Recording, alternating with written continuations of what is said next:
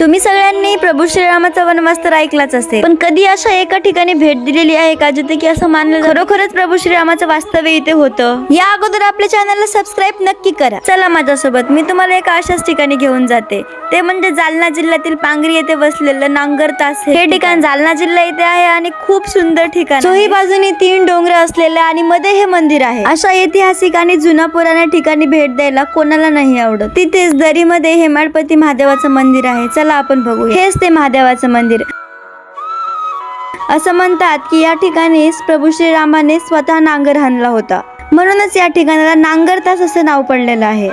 आणि खरोखरच प्रभू श्रीरामाने मारलेल्या नांगरा तासाच्या खुणा इथे आहेत. ही बघा, ही खास त्याची निशाणी आहे. या ठिकाणी जेवढ्या तुम्हाला खाचा दिसत आहेत त्या सगळ्या प्रभू श्रीरामाने मारलेल्या नांगराच्या खाचा आहेत असं मानलं जातं.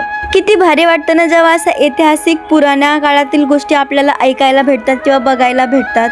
जर जालना जिल्ह्यात राहून तुम्ही कधी या ठिकाणाला भेट दिली नसेल ना तर नक्कीच एकदा या ठिकाणी. आम्ही गेलतो तेव्हा तरी पाऊस नव्हता, पण पाऊस असल्यावर तर इथलं एन्व्हायरमेंट असं लोणावळ्यासारखी फील देईल. खूप सुंदर लोकेशन आहे जिथे देवांचे पाय लागलेले आहेत असं मानलं जातं. सगळ्या बाजूंनी डोंगर आहेत आणि तिथून वाहणारा पाण्याचा वडा, तिकडे देवाने मारलेले नांगर तास, हे सगळंच खूप भारी आहे.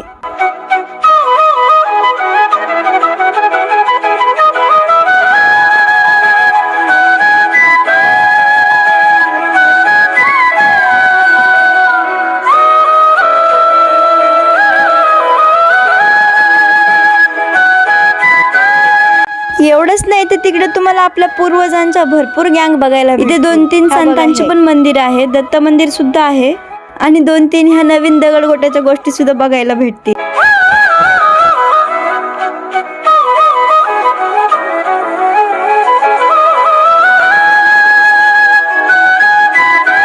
आणि याच ठिकाणाहून थोडेच दूर अंतरावरती 4-5 किलोमीटर अंतरावरती शंभू महादेवाचं मोठं मंदिर आहे, जे की दऱ्याखोऱ्यात वसलेलं आहे, जिथे एरवी नाही पण श्रावण मासामध्ये भरपूर गर्दी असते. एकदम पुरातन टाइप मंदिर वाटते हे. आता पाऊस नाही म्हणून समजा, पण जेव्हा पाऊस असेल ना तिथे छोटे मोठे धबधबे सुद्धा आहेत. जर तुम्हाला फिरण्यासाठी एखादं चांगलं लोकेशन शोधताय ना तर या ठिकाणाला एकदा नक्की भेट द्या. इथे श्रावण मासामध्ये गर्दी पण असते आणि इथे यात्रा सुद्धा भरलेली असते छोटीशी.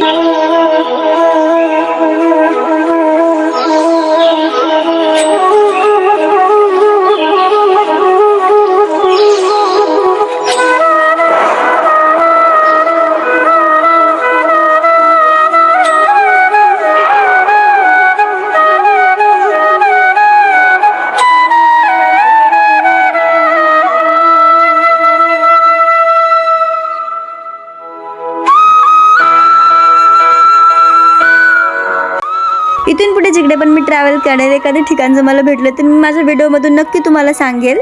आणि यासाठी तुम्हाला माझ्या चॅनलला सबस्क्राईब करावे लागेल. भेटूया आपण नेक्स्ट व्लॉगमध्ये. टाटा.